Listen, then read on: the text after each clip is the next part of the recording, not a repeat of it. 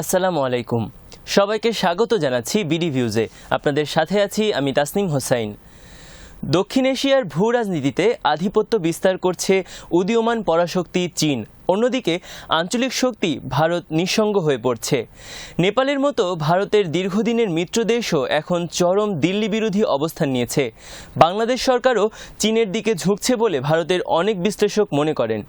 বিশ্লেষকরা বলছেন ভারতের প্রতিবেশী নীতি সম্পূর্ণ ব্যর্থ হয়েছে। দক্ষিণ এশিয়ায় ভারতের কোণঠাসা অবস্থার কারণ নিয়ে আজ আমরা আলোচনা করব।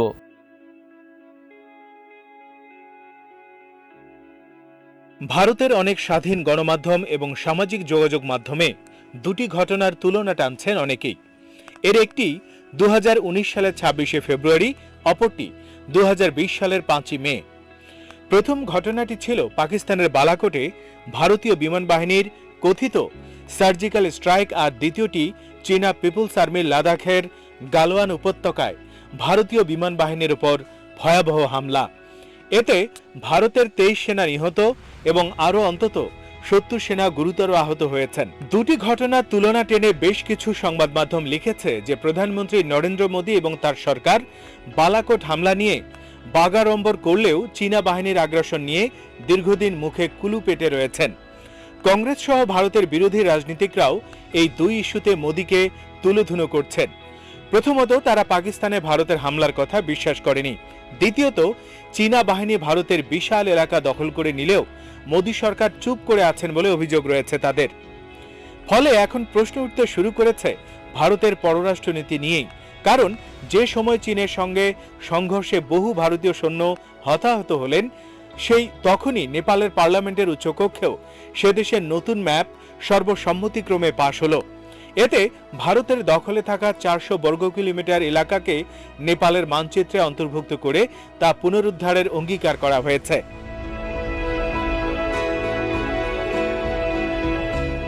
পাকিস্তানের সঙ্গে ভারতের সম্পর্ক কোনোদিনই ভালো ছিল না। চীনের সঙ্গে মতবিরোধ তো ছিলই, তবে নেপালের মতো ভারতের বন্ধুরাষ্ট্র এখন কঠোর অবস্থান নিচ্ছে। এর আগে বিজেপি সরকার বিতর্কিত নাগরিকত্ব আইন পাশ করলে বাংলাদেশের 3 জন মন্ত্রী ভারত সফর বাতিল করেছিলেন। বাংলাদেশের সাথে এক ধরনের শীতল সম্পর্ক বিরাজ করছে। মালদ্বীপ ও শ্রীলঙ্কার সাথেও ভারতের সম্পর্ক নির্ভর, মোটেও উষ্ণ নয়। আসুন আমরা জেনে নেই এসব দেশের সাথে ভারতের সম্পর্ক কেমন।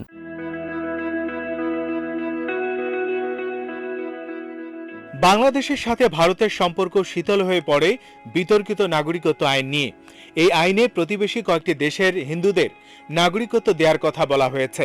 তবে বাংলাদেশের ভয় ভারতের নাগরিকত্ব আইনে দেশটির বহু মুসলিম দেশহীন হয়ে পড়বেন। তাদেরকে অবৈধ বাংলাদেশি বলে এদেশে পাঠিয়ে দেওয়ার চেষ্টা করবে ভারত। অবশ্য আনুষ্ঠানিক বক্তব্যে বাংলাদেশ সরকার বলছে যে আইনটি ভারতের অভ্যন্তরীণ বিষয়। এছাড়া তিস্তা নদীর পানি বণ্টন নিয়ে চুক্তির ব্যাপারে ভারত বারবার প্রতিশ্রুতি দিয়েও তা ভঙ্গ করেছে। সীমান্তে নিয়মিত বাংলাদেশি নাগরিকদের হত্যা করা হচ্ছে, যা বাংলাদেশের মানুষকে ভারতের উপর বিক্ষুব্ধ করে তুলেছে। বাংলাদেশের অর্থনৈতিক ক্ষেত্রেও ভারতের ভূমিকা একেবারেই নগণ্য। অবকাঠামো খাতে ভারত কয়েক বিলিয়ন ডলার ঋণ দিলেও তা নানা শর্তের কারণে বাংলাদেশ ব্যবহার করতে পারেনি। আর এসব ঋণ মূলত বাংলাদেশের নদী বন্দর থেকে ভারতের ত্রিপুরা রাজ্যে পণ্য পরিবহন অবকাঠামো নির্মাণে দেয়া হয়েছে। এসব ঘটনা থেকে প্রশ্ন উঠেছে যে কেন গত কয়েক বছর ধরে নিকটতম প্রতিবেশীদের সঙ্গে ভারতের সম্পর্কের অবনতি হচ্ছে। দিল্লির জওহরলাল নেহেরু বিশ্ববিদ্যালয়ের অবসরপ্রাপ্ত অধ্যাপক অশ্বিনী রায় বলেছেন, এই অঞ্চলের প্রতিটা দেশেই বোঝে যে চীন ভারত সম্পর্কের উপরই নির্ভর করছে তারা নিজেরা কতটা স্বাতন্ত্র্য বজায় রাখতে পারবে। নেপাল এই সুযোগটা আগে থেকেই নিয়েছে, এখন আরও বেশি করে সুযোগের সদ্ব্যবহার করছে। তিনি বলেন, গোটা দক্ষিণ এশিয়ায় চীনের বৈদেশিক সম্পর্ক ভারতের থেকে উন্নত। তারা বেশ আগ্রাসী মনোভাব নিয়েই এই অঞ্চলে কাজ করে। তারই ফলে এখন দেখা যাচ্ছে নানা দেশের সঙ্গে ভারতের সম্পর্কের অবনতি হচ্ছে। ভারত প্রকৃত অর্থে নিজেদের জমি হারাচ্ছে। মে মাসের মাঝামাঝি কালাপানি আর লিপুলেককে নিজেদের মানচিত্রে অন্তর্ভুক্ত করার সিদ্ধান্ত গ্রহণ করে নেপাল সরকার। নেপালের মতে নতুন মানচিত্রের ভিত্তি হচ্ছে 1816 সালের সুগাউল চুক্তি। অথচ ভারতের সবথেকে বন্ধু রাষ্ট্র বলে মনে করা হয় যাদের, তাদের মধ্যে অন্যতম নেপাল। বিজেপির শীর্ষ নেতা ও ভারতের প্রতিরক্ষা মন্ত্রী বলেছেন, ভারত ও নেপাল মা কালীর বন্ধনে আবদ্ধ। তবে বাস্তবতা হচ্ছে নেপালও ভারতের সঙ্গে বড় ধরনের বিবাদে জড়িয়ে পড়েছে। এই আইন পাশের সময় নেপালে ভারতপন্থী দলগুলো সর্বাত্মক সমর্থন দিয়েছে, কারণ তারা বুঝতে পেরেছে নেপালে যেভাবে ভারত বিরোধী মনোভাব চাঙ্গা হয়ে উঠেছে তাতে ভিন্ন পথ ধরার সুযোগ তাদের একেবারে নেই।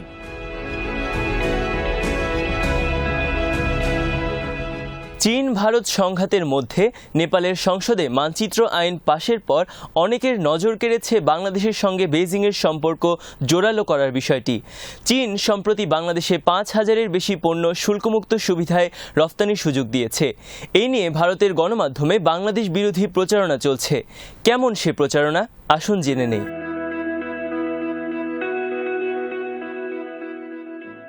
পশ্চিমবঙ্গের আনন্দবাজার পত্রিকার খবরে বলা হয়েছে, বিনিয়োগ ও অনুদানের মাধ্যমে বাংলাদেশকে পাশে পাওয়ার চেষ্টা নতুন নয় চীনের জন্য।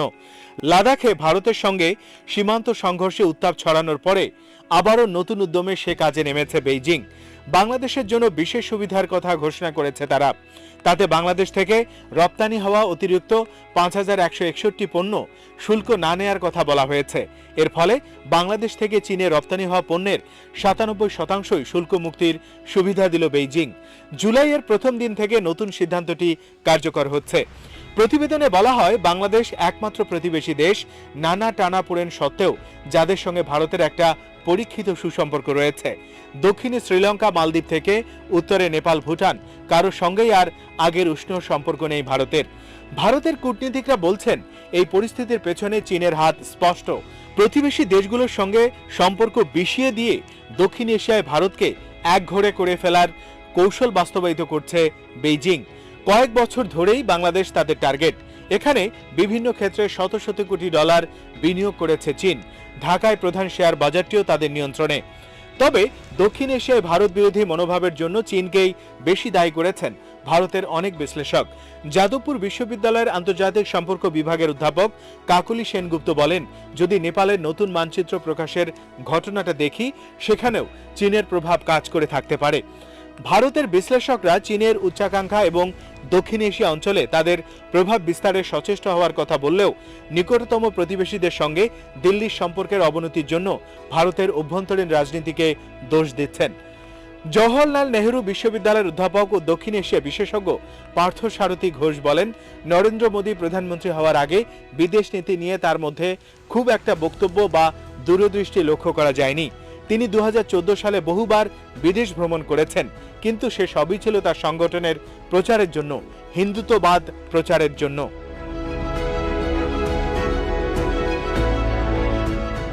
ভারতের বিরোধী রাজনীতিকরাও মোদী সরকারের বিদেশ নীতির কড়া সমালোচনা করেছেন। জবাবে বিজেপি বলছে, অনেক প্রতিবেশীর সঙ্গেই তাদের সম্পর্ক ভালো, যেমন বাংলাদেশ। কিন্তু বাস্তবতা হচ্ছে, ভারতের সাথে সম্পর্কের ক্ষেত্রে নেপাল ও বাংলাদেশে অনেক তিক্ত অভিজ্ঞতা আছে। নেপাল একসময় বাংলাদেশের মংলা বন্দর ব্যবহার করে পণ্য আমদানি করতে চেয়েছে। এই নিয়ে বাংলাদেশের সাথে আলোচনা বহুদূর এগিয়েছে। বাংলাদেশের কাকরভিটা সীমান্ত দিয়ে নেপাল সীমান্তে পণ্য নিয়ে যাওয়ার জন্য প্রায় 20 কিলোমিটারের মতো ভারতীয় এলাকা পাড়ি দিতে হয়। কিন্তু ভারত কখনোই নেপালের সাথে বাংলাদেশের বাণিজ্য পথ চালু হোক এটা চায়নি, বরং নানাভাবে বাধা সৃষ্টি করছে। স্বাভাবিকভাবে নেপালকে ভারত নির্ভরতা কাটানোর জন্য চীনমুখী হতে হয়েছে।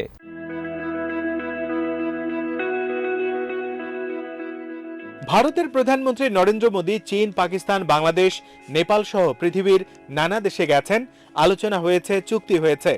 মোদী প্রধানমন্ত্রী হিসেবে চীন সফর করেছেন 5 বার এবং 2014 সালে ক্ষমতা গ্রহণের পর চীনা নেতার সাথে বিভিন্ন বিষয়ে তার বৈঠক হয়েছে অন্তত 18 বার। ভারতের ভেতরে উগ্র জাতীয়তাবাদী মনোভাব উত্তরোত্তর বৃদ্ধি পাওয়ার ফলে নিকটতম প্রতিবেশীদের কাছে দিল্লি সম্পর্কে একটা নেতিবাচক বার্তা যাচ্ছে বলে অনেকে মনে করেন। যাদবপুর বিশ্ববিদ্যালয় আন্তর্জাতিক সম্পর্ক বিভাগের অধ্যাপক ইমন কল্যাণ লাহারি বলেন, যেসব আইনে নানা সময় ভারতে পাশ করা হচ্ছে সেগুলো প্রতিবেশীরা ভালোভাবে নিচ্ছে না। আজকে বিশ্বায়নের যুগে উগ্র জাতীয়তাবাদ কিন্তু কখনোই কাম্য নয়, আর ভারতের কাছে প্রতিবেশীরা এটা আশাও করে না। অনেক বিশ্লেষক মনে করছেন, ভারতের সাধারণ মানুষ আর রাজনৈতিক নেতাদের একাংশ যে যুদ্ধংদেহী মনোভাব নিয়ে চলতে শুরু করেছেন, সেটাই অভিশাপ হয়ে দাঁড়াচ্ছে তাদের জন্য। এছাড়া ভারতের পররাষ্ট্র নীতির আরেকটি সমস্যা হচ্ছে পিপলস টু পিপলস রিলেশন বা রাষ্ট্রের সাথে রাষ্ট্রের সম্পর্কের চেয়ে দক্ষিণ এশিয়ায় বিশেষ গোষ্ঠী বা দলের সাথে ভারত বিশেষ সম্পর্ক বজায় রাখে, যা এদেশের বিপুল মানুষকে বিক্ষুব্ধ করে তোলে। ভারত সবসময় নেপাল, মালদ্বীপ, শ্রীলঙ্কা ও বাংলাদেশের অভ্যন্তরীণ রাজনীতিতে হস্তক্ষেপ করেছে। অর্থনৈতিক সহযোগিতা কিংবা অমীমাংসিত বিষয় মীমাংসা না করে অনুগত বিশেষ শ্রেণী তৈরি করা যায় সেদিকে সবসময় ভারতের নজর থাকে। কিন্তু চীন সব রাজনৈতিক দলের সাথে সমান সম্পর্ক বজায় রাখে এবং অর্থনৈতিক ও রাজনৈতিক সম্পর্ক হয় রাষ্ট্রীয় পর্যায়ে। ফলে চীনের ঋণ নিয়ে নানা প্রশ্ন থাকলেও কোনো রাজনৈতিক দল আপত্তি উপস্থাপন করতে পারে না, বরং অভ্যন্তরীণ রাজনীতিতে হস্তক্ষেপ ও সংকীর্ণ অর্থনৈতিক স্বার্থ হাসিলের কৌশল থেকে বেরিয়ে আসার দিশা হিসাবে গ্রহণ করে।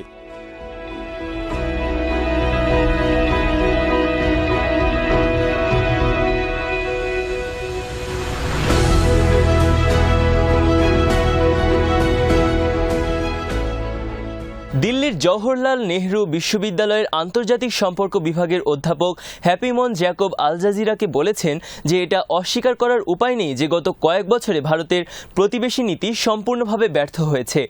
বিজেপির শীর্ষ নেতা অমিত শাহ বাংলাদেশি অভিবাসীদেরকে উইপোকা বলায় ক্ষুব্ধ ঢাকা। তিনি বলেন, দিল্লি খুব কঠিন সময় পার করছে। একদিনে এই অঞ্চলের বৃহৎ শক্তি চীন ভারতের বিরুদ্ধে, অন্যদিকে যেসব ক্ষুদ্র প্রতিবেশী ভারতের প্রতি ঐতিহ্যগতভাবেই বন্ধু ছিল তারাও এখন বাঁকা চোখে দেখছে দিল্লিকে। এটা ভারতের একটা বড় ধরনের নীতির বিপর্যয়। কিন্তু প্রশ্ন হলো, ভারত কি এই বিপর্যয় থেকে শিক্ষা নেবে? আজ এখানেই শেষ করছি।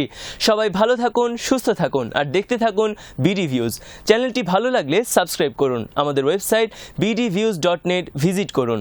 আল্লাহ হাফেজ।